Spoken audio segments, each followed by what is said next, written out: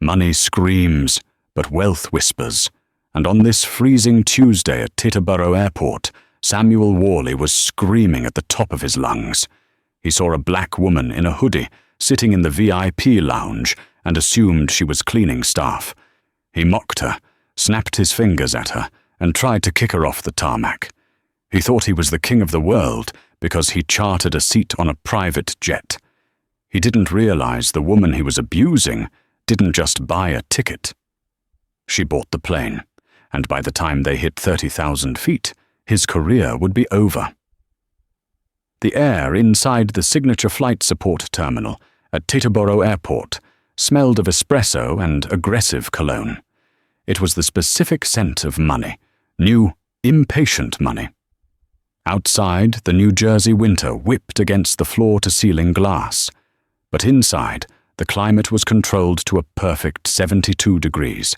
Samuel C. Worley adjusted the lapels of his bespoke Italian suit, ensuring his Rolex Submariner slid out just enough to be visible to anyone glancing his way.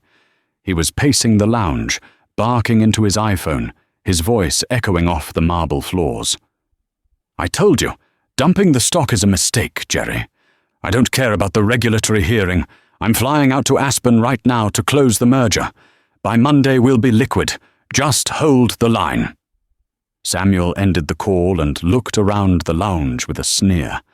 He was 42, fit in a Peloton sort of way, with teeth whitened to an unnatural shade of porcelain. This was his moment. After years of grinding in mid-tier equity firms, he had finally secured a seat on a private charter, a Gulfstream G6R50ER, headed to Colorado for the biggest tech summit of the year. He wasn't just a passenger. In his mind, he was the main character. He walked over to the complimentary refreshment bar, pouring himself a sparkling water. That's when he saw her. Sitting in a corner armchair, away from the few other businessmen in the room, was a black woman. She looked to be in her early 50s. She wore a slate-grey, oversized hoodie, black leggings, and sneakers that looked well worn. Her hair was pulled back in a simple bun, and she was engrossed in a paperback book, sipping tea from a paper cup. Samuel frowned. He looked at the exclusive entry door, then back at her. Teterboro's VIP lounges were usually reserved for the elite, people paying $50,000 for a flight, or celebrities. She looked like she was waiting for a bus. He walked over, his leather loafers clicking sharply. He stood directly in front of her, casting a shadow over her book.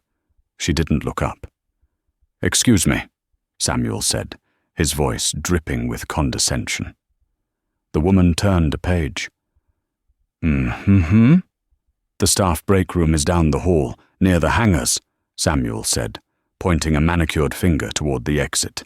"This area is for ticketed passengers only, specifically priority private clients." The woman finally looked up. Her eyes were dark, calm, and completely unimpressed. She adjusted her wire-rimmed glasses. "I'm comfortable right here, thank you." Samuel let out a sharp, incredulous laugh. He looked around, hoping to find an audience for his indignation. "Look, I don't know who let you in here to wait for your shift to start, but I'm on a very important call, and I need this corner for privacy. I suggest you take your tea and go find a mop closet or wherever you people usually wait." The woman closed her book slowly. She placed it on her lap. "You people?" she asked, her voice soft but possessing a peculiar weight. "Support staff," Samuel said, dismissing her with a wave of his hand. "Cleaners, caterers, whatever. Look, I'm flying on the G650 in 20 minutes. I don't need the distraction of loiterers. Security is tight here." "It is," she agreed, "which is why I'm surprised you're shouting." "I'm not shouting." Samuel's voice rose an octave. "I'm a Platinum Charter member. Do you know how much I paid for this seat? I paid $12,000 for a shared leg to Aspen. 12,000. "That is a lot of money," she said, picking up her tea again. It's more money than you'll make in 6 months, Samuel snapped. Now move. I need to charge my iPad, and that outlet is the only one close to the window.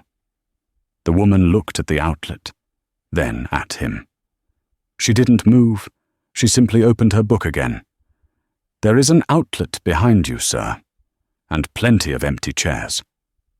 Samuel's face turned a shade of crimson. He wasn't used to being told no. Certainly not by someone dressed like they were going to a grocery store. He leaned down, invading her personal space. Listen to me, he hissed. I'm going to find the concierge, and I'm going to have you escorted out, and I'll make sure your supervisor knows that you were harassing VIP guests. You want to lose your job over a seat? Keep sitting there. The woman offered a faint, almost sad smile. Go ahead. Find the concierge. Samuel huffed, spinning on his heel. He marched to the front desk, where a young woman named Sarah was typing furiously. You! Samuel barked. There is a vagrant in the lounge, a woman in a hoodie. She's refusing to move, and she's being aggressive. I want her removed. Now. Sarah looked up, confused. She craned her neck to look past Samuel's shoulder. When she saw the woman in the grey hoodie, Sarah's face went pale. She stood up immediately, smoothing her uniform. Sir, Sarah said, her voice trembling slightly. That is, we cannot remove her. What do you mean you can't? Samuel slammed his hand on the counter. I'm the customer. I'm the one paying for the fuel. If you don't get rid of the riffraff, I'm going to write a review that will tank this FBO. Sir, please lower your voice, Sarah pleaded, looking terrified. Not of Samuel, but of the woman hearing him. You don't understand. I understand perfectly, Samuel interrupted. Diversity hire program, right? Can't touch them? Fine. I'll handle it myself. Samuel stormed back towards the seating area, but before he could launch another tirade, the heavy glass doors to the tarmac slid open. A pilot in a pristine uniform walked in, holding a manifest. Boarding for Flight 772 to Aspen, the pilot announced. Samuel smirked at the woman. Showtime. Guess you'll have to clean up my trash after I'm gone. He grabbed his Louis Vuitton duffel bag and shoved past her chair, deliberately bumping her shoulder with the bag. The woman didn't flinch. She simply stood up, tucked her book under her arm, and followed him toward the door. The wind on the tarmac was biting, cutting through Samuel's suit instantly. He shivered, regretting leaving his overcoat in the car to look tougher. Ahead of them sat the Bird, a magnificent Gulfstream G650ER, sleek, silver, and looking like a missile designed for luxury. Samuel felt a surge of adrenaline. This was it, the big leagues. He walked briskly toward the stairs, eager to get out of the cold and into the champagne service. He heard sneakers scuffing on the pavement behind him. He stopped and turned around. The woman in the hoodie was following him out to the plane. Samuel stopped dead in his tracks, blocking the path to the stairs. Whoa, whoa, whoa! Samuel shouted over the whine of the auxiliary power unit. Where do you think you're going? The woman stopped a few feet away, her hands in her hoodie pockets. To the plane. The hell you are! Samuel laughed, looking at the ground crew who were loading luggage. Hey guys, you got a stowaway here. She's trying to sneak on. A ramp agent looked up, saw the woman, and immediately looked down, continuing his work with his head lowered. Samuel took this as incompetence. Are you deaf? Samuel screamed at the crew. Then he turned back to the woman. Lady, this isn't a commercial flight. You don't just stand by for a seat. This is a private charter. You need a ticket. You need clearance. You need to not look like you slept in a dumpster. The woman took a step forward. I have clearance. Bull! Samuel spat. Let me see your boarding pass. Let me see your invite. I don't have a boarding pass, she said calmly. Exactly. Samuel threw his hands up triumphantly. You're delusional. You're probably one of the cleaners meant to scrub the lavatory before we take off. Well, you're late. We're boarding. Go back inside." He stood on the first step of the air stairs, physically blocking her ascent. He looked down at her, feeling tall, powerful, and superior. "Move," she said. The command was quiet, but it had an edge of steel that hadn't been there before. "Make me," Samuel sneered. "I know your type. You think the world owes you something. You see a rich guy and think you can just tag along? I worked for this. I grinded for 20 years to stand on these steps. You? You're just in the way." Suddenly, the captain, the same one who had announced boarding, appeared at the top of the stairs. He was a tall man with silver hair and 4 stripes on his shoulders. Captain Merrick. "Is there a problem down there?" Captain Merrick called out, his voice booming. Samuel looked up, flashing a winning smile. "Just handling a security issue for you, Captain. This woman is trying to harass me and force her way onto the flight. I'm keeping her off so we can depart on time. You might want to call the police." Captain Merrick looked down. He looked at Samuel. Then he looked at the woman in the hoodie. His expression tightened. "Ma'am?" the captain said, his tone shifting to one of extreme deference. "Is everything all right?" Samuel laughed. "Don't call her Ma'am, Cap. She's nobody. Just tell her to get lost." The woman looked up at the captain. "We're having a slight delay, Captain Merrick. This gentleman seems to think he's running security today." Samuel rolled his eyes. "I'm running common sense, lady." He looked at his watch. "Captain, seriously, it's freezing. Can we get the police to remove her? I have a merger to close." The captain hesitated. He opened his mouth to speak, but the woman caught his eye and gave a nearly imperceptible shake of her head. She was giving a silent order. "Wait. Let him dig." Captain Merrick closed his mouth. He took a deep breath. "Sir, please board the aircraft. We need to keep to the schedule." Samuel smirked at the woman. "You heard the man. He wants the paying passengers on board, not the trash." He turned and trotted up the stairs, brushing past the captain. "Good man, Captain. I'll make sure to tip you well when we land. Keep the riffraff off, yeah?" Samuel ducked his head and entered the cabin. He didn't see the look the captain gave the woman. He didn't see the captain step aside, bow his head slightly, and gesture for the woman to follow. And he certainly didn't see the woman's eyes harden as she gripped the railing and began to climb the stairs behind him. The interior of the Gulf Stream was breathtaking. Cream leather seats, mahogany trim, and soft LED lighting that made everything look like a movie set. There were only 8 seats in this configuration, ensuring maximum comfort. Samuel threw his duffel bag onto one of the side divans, not waiting for the flight attendant to take it. He scanned the cabin and zeroed in on the master seat, the forward-facing captain's chair on the right side, usually reserved for the owner or the VIP. It had the best view and the largest table. "This is me," Samuel muttered, throwing his jacket over the back of the chair and settling in. He stretched his legs out, blocking the aisle. A flight attendant, a poised woman named Eleanor, stepped forward with a tray of hot towels. "Welcome aboard, Mr. Worley. Can I get you a drink before takeoff?" "Scotch," Samuel said, not looking at her. "Blue Label if you have it. If not, whatever the most expensive thing back there is." "And make it a double." "Certainly." Samuel pulled out his phone to take a selfie. He framed the shot to show the leather seat and the window. He was about to snap the picture when he heard footsteps entering the cabin. He lowered the phone. The woman in the hoodie was walking down the aisle. Samuel dropped his phone into his lap. "You have got to be kidding me." He unbuckled his seatbelt and stood up, looming over the aisle. "Hey, did you not hear me outside? The captain told you to beat it." The woman ignored him. She walked past him, her shoulder brushing his suit jacket. She headed toward the rear of the plane, where a private conference area was located. "I am talking to you," Samuel shouted. The acoustics of the plane made his voice sound incredibly loud and crass. Elena, the flight attendant, rushed over. "Mr. Worley, please sit down. We are preparing for taxi." "Why is she here?"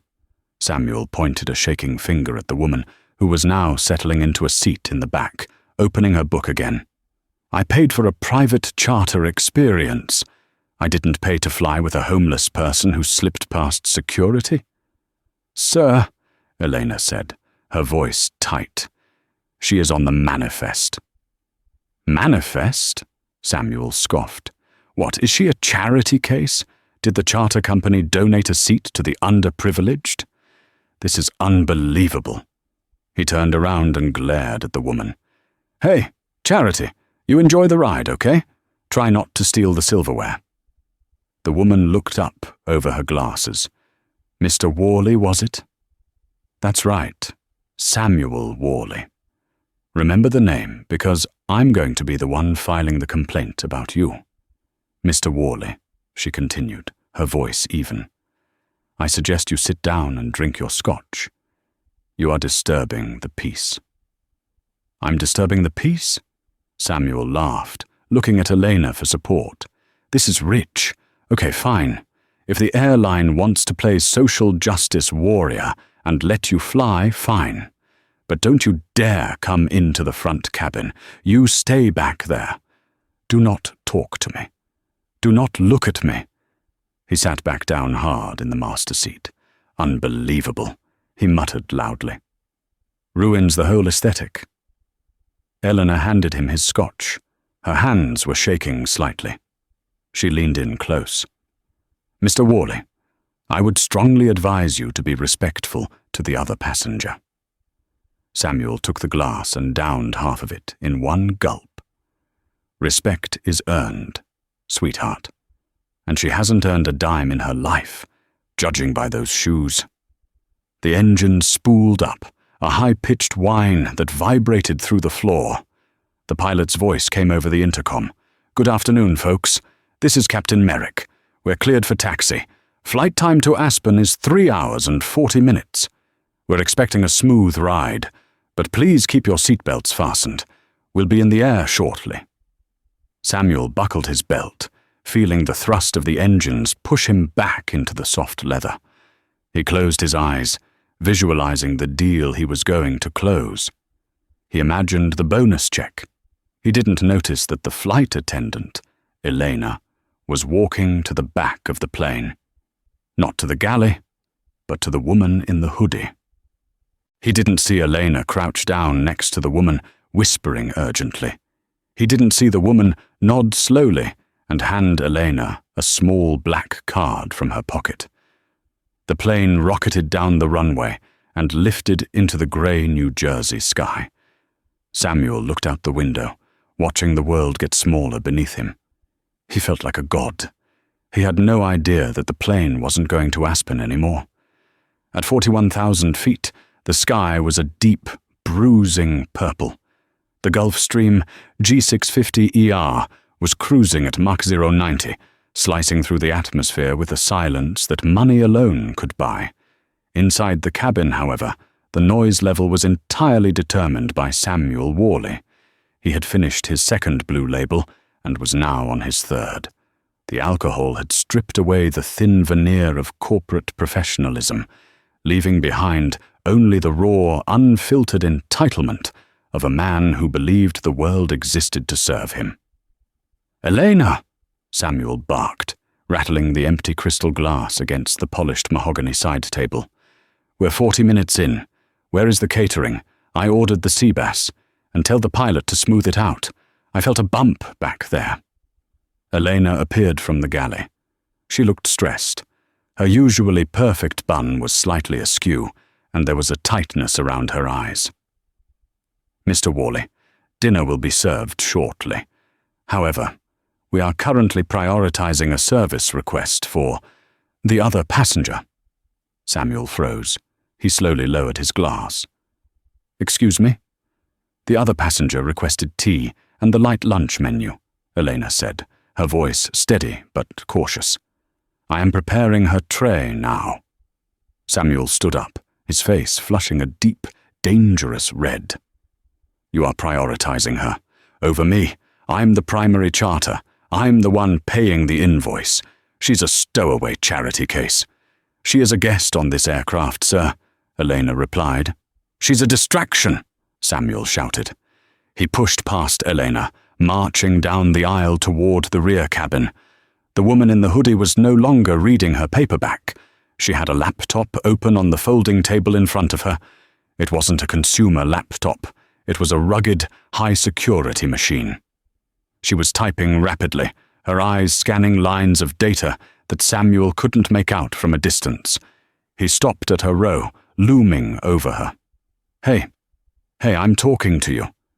The woman didn't stop typing. "Mr. Worley, I thought we agreed you would stay in your section." "I don't agree to anything when the service I paid for is being diverted to a vagrant," Samuel sneered. He leaned down, placing a hand on her table, dangerously close to her laptop. "Who are you? Huh? Who do you know at the charter company? Did you sleep with the dispatcher? Is that how you got this seat?" The woman stopped typing. She slowly removed her glasses and placed them on the table. She looked up at him, and for the first time, Samuel felt a chill that had nothing to do with the air conditioning. Her eyes were terrifyingly intelligent. "Remove your hand from my table," she said softly. "Or what?" Samuel challenged. "You'll call the manager." "I am the manager, sweetheart. I'm a managing director at Apex Capital. I buy and sell companies like you, buy whatever cheap tea this is." He grabbed the paper cup of tea she had been drinking and crushed it in his hand, letting the lukewarm liquid splash onto the table and a few drops onto her grey hoodie. The cabin went silent. Even the hum of the engines seemed to drop away. The woman looked at the spilled tea. Then she looked at the stain on her hoodie. She didn't scream. She didn't cry. She simply reached for a napkin and dabbed at the mess. "You have made a very significant mistake, Samuel," she said. Her voice wasn't angry.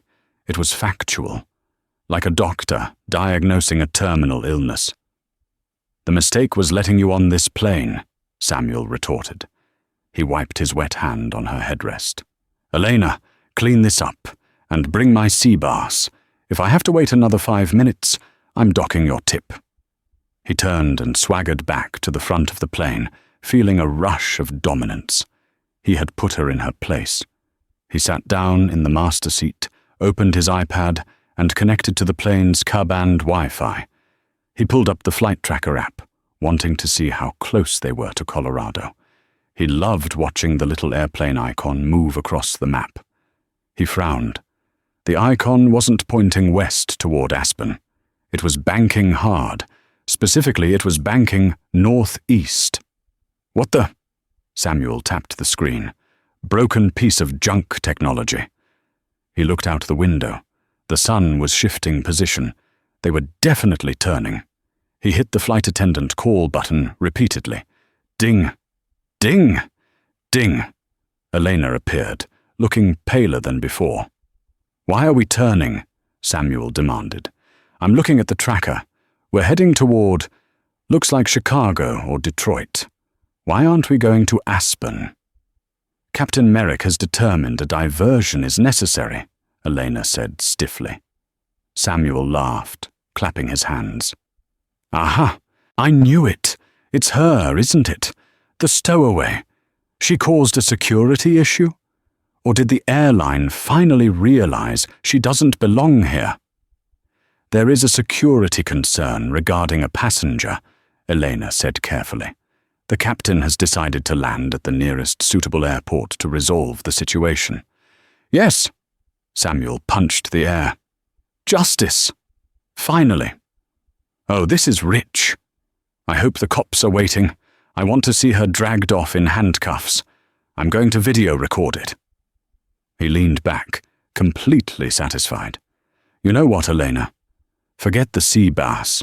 Bring me the champagne. We're celebrating. It's not every day the trash gets taken out at 40,000 feet. Elena looked at him with an expression that was a mix of pity and disbelief. I will bring the champagne, sir, but I suggest you prepare your belongings. The landing will be soon. Oh, I'm not going anywhere. Samuel grinned. We're going to drop her off, refuel, and then I am going to Aspen. That's how this works. In the back of the plane, the woman in the grey hoodie had closed her laptop. She picked up the cabin phone handset. She dialed a single digit. Captain? She said into the receiver. Status? Captain Merrick's voice came through, clear and respectful. We are 20 minutes out from O'Hare, ma'am. Law enforcement is on standby at the private hangars. Ground team is ready. Good, she said. Make sure they know who the aggressor is. I don't want any confusion on the tarmac. Understood. And, ma'am, I apologize for his behavior. I wanted to intervene sooner. No, Captain. You did exactly as I instructed. Sometimes you have to let a man hang himself to make sure the knot holds tight. She hung up the phone. She looked down at the tea stain on her hoodie. She brushed it with her thumb. Samuel Worley thought he was flying to a merger. He had no idea he was flying directly into a courtroom. The descent into Chicago O'Hare was aggressive. The Gulf Stream dropped altitude quickly, the spoilers on the wings deploying to cut speed. Samuel was in high spirits. The champagne had gone to his head, and the vindication had gone to his ego. He stood up, ignoring the fasten seatbelt sign, and walked to the partition separating the cabins. Hey, stowaway! He shouted over the partition. Look out the window. That's Chicago. Enjoy the layover. I hear the bus station is lovely this time of year. He laughed at his own joke and sat back down as the landing gear deployed with a heavy thud clunk. As the wheels touched down, Samuel watched the runway race by. The plane taxied quickly, not toward the main terminals, but toward a secluded area of the airfield reserved for high-security private arrivals. Samuel pressed his face against the window. Oh, look at that. Flashing lights. Blue and red. Indeed, 3 SUVs with flashing light bars were waiting on the tarmac. 2 were marked Chicago Police, and 1 was an unmarked black SUV. They brought the welcoming committee for you, honey, Samuel yelled toward the back. The plane came to a halt. The engines whined down. The fasten seatbelt sign pinged off. Samuel jumped up. He grabbed his jacket. Elena, open the door. I want to point her out to the officers. Please remain in your seat, Mr. Worley, Elena said sharply. This time she wasn't acting like a servant. She was acting like a crew member in charge of safety. Relax, I'm helping, Samuel said. The main cabin door hissed and folded open, the stairs deploying automatically. A blast of freezing Chicago air rushed into the cabin. Almost immediately, 2 uniformed police officers and a man in a dark suit ascended the stairs. They stepped into the cabin, their expressions grim. Samuel stepped forward, extending a hand to the lead officer. Officers, thank God you're here. I'm Samuel Worley. I'm the one who chartered this flight. The problem is in the back. A woman. She's been aggressive, refusing to identify herself, and frankly, she's trespassing. The lead officer, a burly man with a thick mustache, ignored Samuel's hand. He looked past Samuel. Captain Merrick, the officer called out. The captain stepped out of the cockpit. Here, officer. We received a call regarding a Level 3 interference with a flight crew and assault on a passenger, the officer said. That's right, Samuel interrupted. She assaulted me. She threatened me, and she spilled tea everywhere. It was a menace. The officer looked at Samuel. Sir, step aside. I'm telling you where she is. Samuel pointed. From the back of the plane, the woman in the grey hoodie stood up. She picked up her bag. She walked slowly up the aisle. Samuel smirked. Here she comes. The walk of shame. Officer, Arrest her." The woman walked right up to Samuel. She stopped. Then she walked past him. She stopped in front of the man in the dark suit, the one who had boarded with the police. "Miss Clark," the man in the suit said, bowing his head respectfully. "I'm sorry for the interruption to your schedule. The car is waiting." Samuel blinked. "Ms. Clark?" The woman nodded to the man. Then she turned to the police officer. "Officer, I want to press charges immediately." "Of course, Miss Clark," the officer said. He pulled a pair of handcuffs from his belt. Samuel laughed nervously. Wait. Ms. Clark? Who is Miss Clark? And why are you talking to her? She's the intruder." The woman finally turned to look at Samuel. She stood tall, her posture commanding the entire space. The homeless vibe was gone. In its place was the radiating power of a titan. "My name," she said, her voice crisp and clear, "is Vivian Clark. I am the CEO of Clark Aviation Group." Samuel's mouth opened, but no sound came out. His brain was trying to process the information. Clark Aviation Group, the company that operated this charter. "I also," she continued, taking a step toward him, "own the venture capital firm, Titanium Holdings." Samuel's knees went weak. Titanium Holdings. They were the majority shareholder of the bank financing his merger in Aspen. They effectively owned his career. "And," she finished, gesturing to the cream leather walls around them, "I own this airplane. Personally. This isn't a fleet plane, Mr. Worley.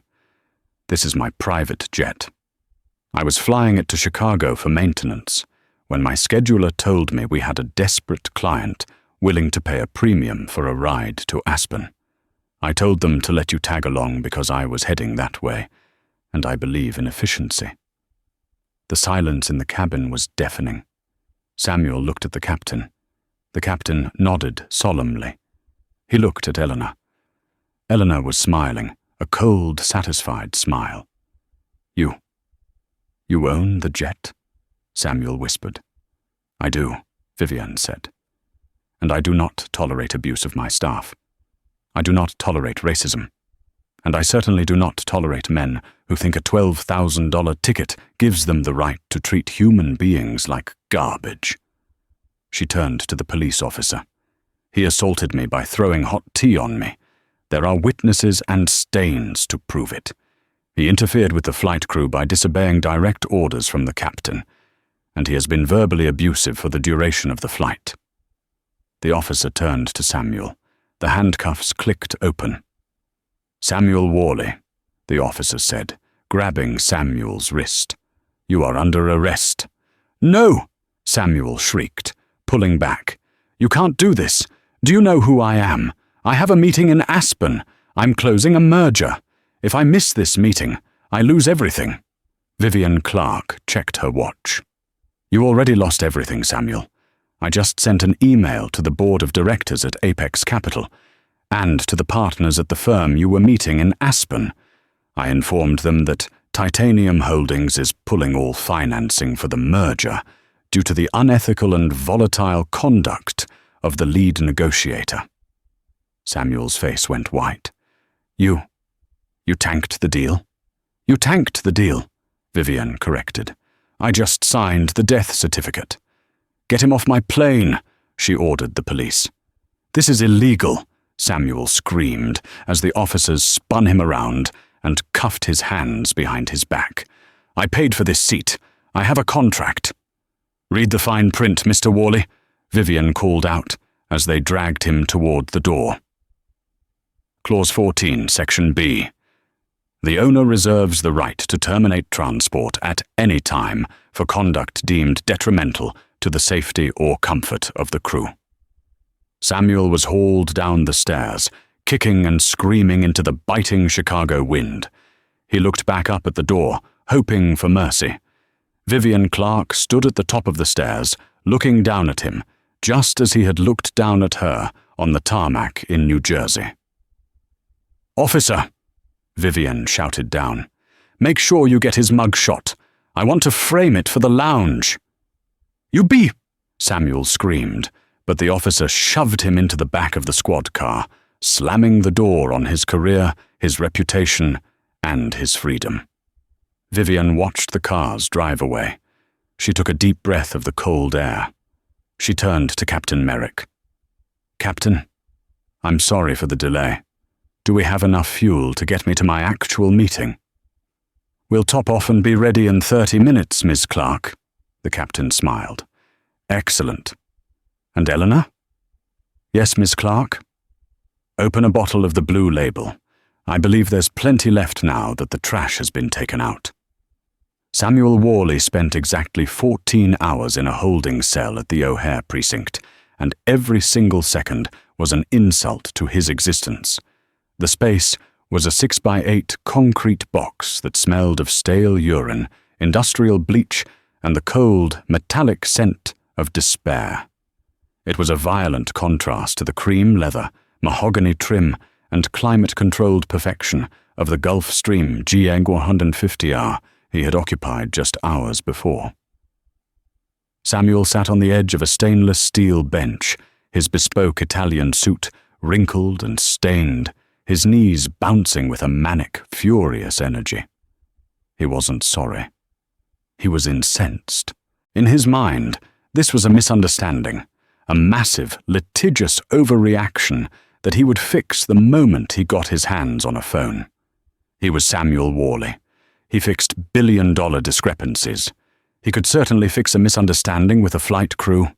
When the heavy steel door finally buzzed and clicked open, Samuel stood up, straightening his tie with as much dignity as he could muster. "Lawyers here," the guard grunted, not even looking him in the eye.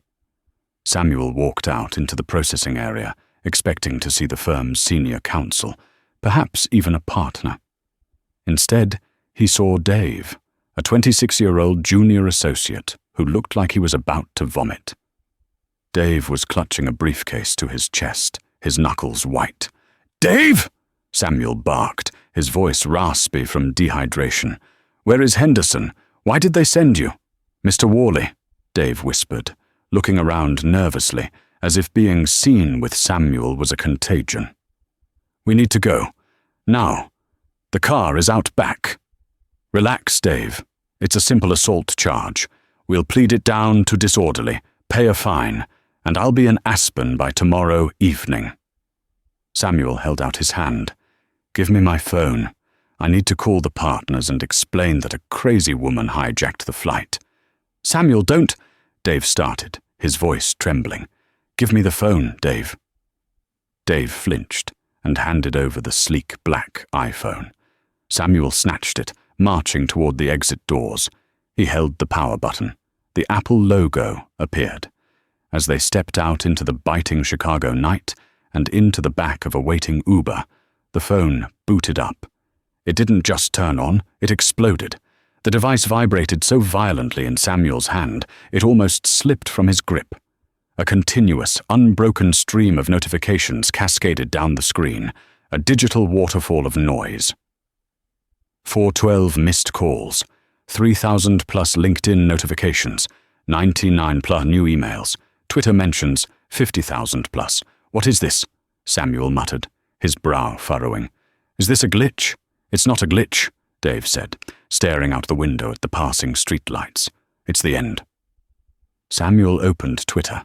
The top trending topic in the United States wasn't the election, and it wasn't the Super Bowl. It was Samuel Worley. His thumb hovered over the first link. It was a video. The footage was vertical, shaky, clearly filmed on a cell phone through the glass window of the Teterboro FBO terminal. But the audio was studio-quality clear. There was Samuel, standing on the tarmac, looming over a woman in a grey hoodie. He saw himself point a finger in her face. He saw himself block her path. "You're just in the way. I grinded for 20 years to stand on these steps. You're just the trash." Samuel felt a cold drop of sweat slide down his spine. The video had been posted by a ground crew member on TikTok. It had 14 million views in 6 hours. The caption read, "Wall Street guy bullies the owner of the jet. Wait for the end. Someone had stitched the video with a second clip, footage filmed by a passenger on a commercial flight taxiing at O'Hare. It showed the pristine Gulf Stream door opening and Samuel being dragged down the stairs in handcuffs, screaming and kicking like a toddler having a tantrum. They filmed it, Samuel whispered, the blood draining from his face. It's everywhere, Samuel, Dave said softly. Bloomberg ran a piece on it 20 minutes ago. They're calling you the Icarus of Aspen. Samuel's fingers shook as he opened his work email. He needed to get ahead of this. He needed to spin it. The inbox refreshed. The most recent email was from the managing partner of Apex Capital. The subject line was 2 words, typed in all caps: termination of contract. He clicked it. The text was brief, cold, and legally bulletproof. Effective immediately, your association with Apex Capital is severed for gross misconduct and irreparable reputational damage. Do not return to the office. Your security clearance has been revoked. Your personal effects will be couriered to your residence. Do not contact any clients. They can't fire me, Samuel shouted, causing the Uber driver to glance nervously in the rearview mirror. I brought in $30 million last year. I haven't even told my side of the story. Dave finally looked at him. His eyes held no sympathy, only a bleak realism. Samuel, your side doesn't matter. You attacked Vivian Clark. Titanium Holdings released a statement an hour ago. They are auditing every deal you've ever touched for fraud. They've effectively blacklisted you from the entire financial sector. You're radioactive. Samuel slumped back against the seat. The city lights blurred outside the window. The merger, the bonus, the corner office, the reputation he had spent 2 decades building. It had all evaporated in the time it took to fly from New Jersey to Chicago. But the universe wasn't finished with him yet. 3 days later, Samuel sat in the living room of his Upper East Side penthouse. The floor-to-ceiling windows offered a view of the city he used to think he owned. Now, the apartment was filled with silence and empty takeout boxes. He heard the front door open. He sat up, hope flaring in his chest. Melissa, honey, I can explain. It wasn't his wife. It was a process server, a stranger in a cheap windbreaker who handed him a thick envelope. Samuel Worley? The man asked. Samuel nodded dumbly. You've been served. He tore open the envelope. Divorce papers. Melissa wasn't coming back from the Hamptons. She cited irreconcilable differences and public humiliation. She was asking for the house, the remaining liquid assets, and full custody of the dog. She didn't want to be married to a pariah. She had loved the lifestyle, not the man. And without the lifestyle, the man was a liability. An hour later, a courier arrived with a second envelope. This one was heavier. It bore the embossed letterhead of a terrifyingly expensive law firm representing Clark Aviation Group. Vivian Clark didn't just leave it at the arrest. She was dismantling him piece by piece. She was suing him for damages. The list was meticulous and petty in its precision. Cost of fuel diversion to ORD $18,400. Landing fees and hangar storage $200. Interior detailing and cleaning, biological hazard, non-spilled liquid $100. Civil suit for assault and emotional distress $2,000. She's suing me for the cleaning bill. Samuel choked out a laugh that sounded more like a sob. Because he had been fired for gross misconduct, his golden parachute severance package was voided. He had 0 income. He had leveraged himself to the hilt to live a life he couldn't actually afford, banking on the Aspen merger bonus to pay off his debts. Now, the debts were due, and the creditors were circling like sharks in bloody water. Within 6 months, Samuel Worley filed for Chapter 7 bankruptcy. The bank foreclosed on the penthouse. He stood on the curb and watched as the movers took his Italian leather sofa. The leased Porsche was repossessed in the middle of the night. The lowest moment came on a Tuesday afternoon. Samuel walked into a pawn shop in Queens, wearing a hoodie drawn low over his face, an ironic echo of the woman he had mocked. He placed his Rolex Submariner on the counter. It was the watch he had flashed in the VIP lounge, the symbol of his status. "I need cash," Samuel whispered, "for a lawyer." The pawnbroker looked at the watch, then at Samuel. He offered him a fraction of its value. Samuel took it. He had no choice. He needed to pay a criminal defense attorney to keep him out of prison. Ultimately, he took a plea deal. He pleaded guilty to disorderly conduct and interference with a flight crew. He avoided jail time, but the judge, who had clearly seen the video, added a specific stipulation to his probation. Samuel Worley was placed on the federal no-fly list. As he walked out of the courthouse, a free man but a ruined one, he looked up at the sky. A jet was streaking overhead, leaving a white contrail against the blue. Samuel Worley, the man who believed he was too important for anything less than a private charter, was now legally banned from stepping foot on an airplane in the United States. He would never see the inside of a cloud again. He was grounded, permanently. 1 year later, the automated sliding doors of the Hertz rental car center at Newark Liberty International Airport opened with a mechanical wheeze, letting in a gust of damp, exhaust-heavy air. It was 11:30 p.m. on a Tuesday, the graveyard shift where time seemed to stretch and warp under the relentless hum of flickering fluorescent lights. Behind the Formica counter, Samuel Worley adjusted his collar. It was polyester, stiff and scratching against his neck, a constant, irritating reminder of his new reality. The navy blue uniform was a size too large, hanging loosely off a frame that had lost 20 pounds of gym-honed muscle and gained the slump of a man defeated by life. He looked nothing like the Icarus of Aspen who had trended on Twitter a year ago. The aggressive porcelain veneers were gone, his smile now guarded and dim. The perpetual spray tan had faded into the pale, greyish complexion of someone who slept during the day and worked under artificial lights at night. His Rolex was gone, replaced by a $10 digital watch that beeped loudly every hour, marking away the time of a life he no longer recognized. "Next guest," Samuel called out, his voice flat. He kept his eyes on the computer screen, dreading eye contact. Eye contact led to recognition, and recognition led to cell phone cameras and mockery. He heard the click of high heels on the linoleum floor, sharp, confident, authoritative. It was a sound he used to love, the sound of the boardroom, of deals being closed. Now it just made his stomach turn. A sleek, black, platinum American Express card slapped onto the counter. "Reservation for Clark," a woman's voice said. It was crisp, professional, and impatient. Samuel froze. His fingers hovered over the keyboard. A cold drop of sweat slid down his spine. Clark. It was a common name. It had to be a coincidence.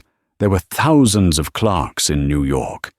He forced himself to type, his hands shaking slightly. He pulled up the file. Client. Clark Aviation Group. VIP status. Diamond Elite. Samuel's breath hitched in his throat. He stared at the screen, the blue light reflecting in his widened eyes. He didn't want to look up. He wanted to dissolve into the floor.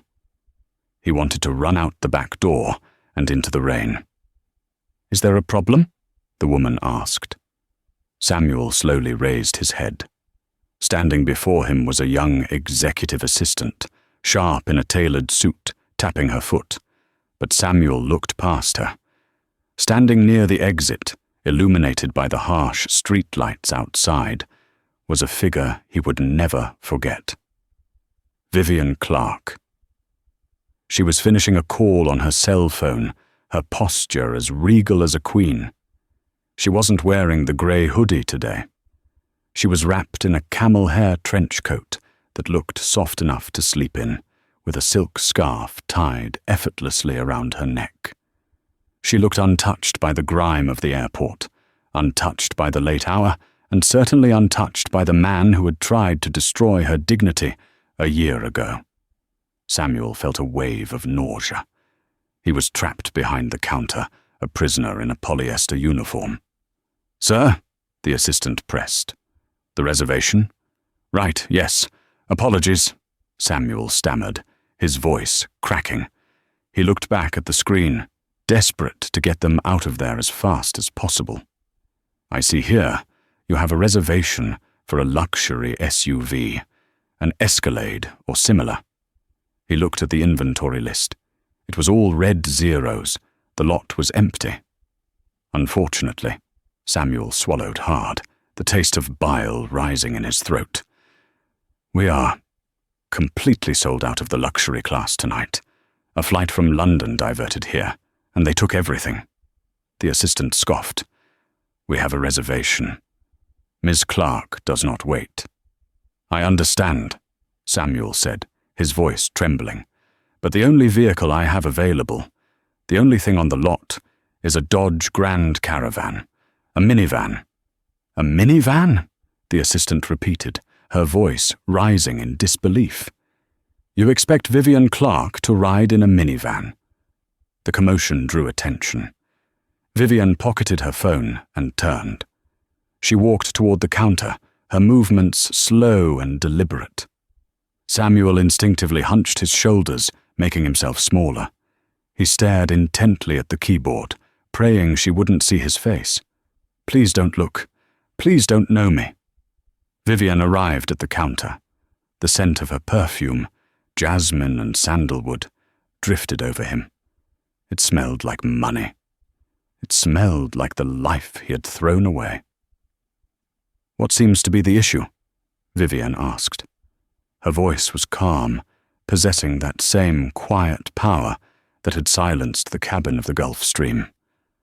"He says they only have a minivan, Miss Clark," the assistant said, wrinkling her nose. "I'll call the other agencies. We can't—" "It's fine," Vivian interrupted.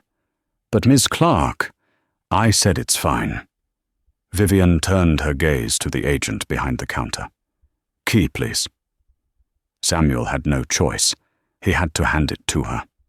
He reached for the heavy plastic fob, his hand shaking visibly. He held it out, refusing to lift his eyes above the level of her scarf. "Here you go," he whispered. "Stall 42. Vivian took the keys. Her fingers brushed his palm, warm human contact against his cold, clammy skin. She didn't pull away. She paused. "Thank you," she began. Then she leaned in slightly, reading the cheap plastic name tag pinned to his chest. Samuel. Samuel squeezed his eyes shut. This was it. The lecture. The mockery. She was going to laugh. She was going to tell his manager that he was a felon. She was going to exact her final pound of flesh. He waited for the blow. But it never came. "Safe travels, Samuel," she said softly. He opened his eyes. Vivian was looking directly at him. There was no anger in her dark eyes. There was no vindictive triumph.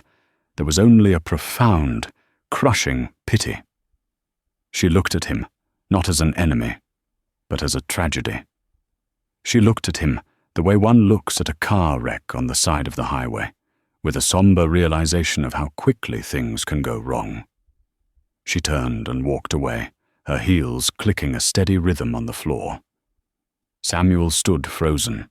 The silence she left behind was louder than any scream.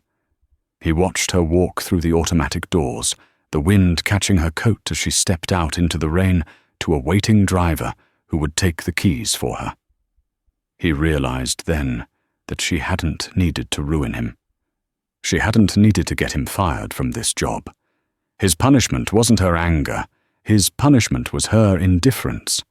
To her, he was no longer a threat or a rival, or even a nuisance. He was just the staff, He looked down at his empty hands, then out at the dark, wet parking lot. He was grounded. He would never fly again. "Next guest," Samuel whispered to the empty room, his voice breaking as the reality of the rest of his life settled in. This story serves as a brutal reminder. In the modern world, status is a mirage. You never truly know who you are talking to.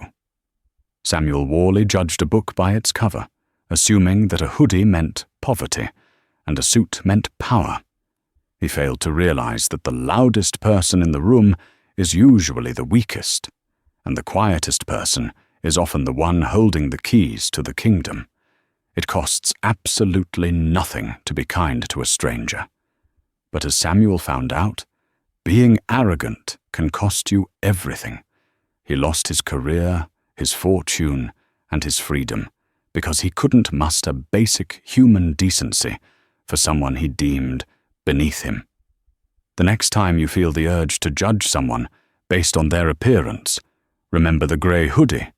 Remember that the person you are mocking might just own the plane you're flying on. If you enjoyed this story of instant karma and justice, please hit that like button. It really helps the channel grow. Don't forget to subscribe and ring the notification bell so you never miss a new story. Have you ever witnessed a Samuel in real life? Tell me your story in the comments below. Thanks for watching, and see you in the next video.